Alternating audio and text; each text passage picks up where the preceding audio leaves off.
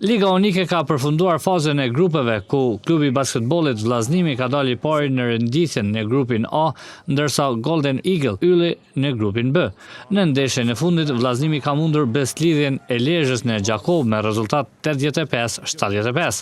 Pas përfundimit të kësaj faze, dy vendet e para të grupit A dhe B do të ndeshen njëra me tjetrën me 26 mars. Në botën e njëjtën datë do të përballen edhe dy vendet e dyta të grupeve, Sigal Prishtina dhe Bestlidhja. Vllaznimi në 6 xhirot e zhvilluara arriti të realizojë gjithsej 5 fitore e 1 humbje, ndërkaq ylli përfundoi garat me 4 fitore e 2 humbje. Me 4 fitore e 2 humbje kanë përfunduar edhe garat Sigal Prishtina dhe Bestlidhja.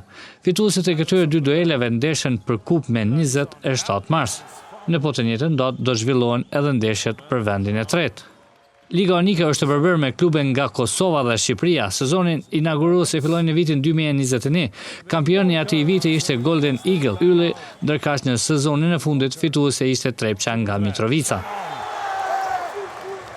Një humbje edhe për ta vendosur një përballje gjysmëfinale ndaj skuadrës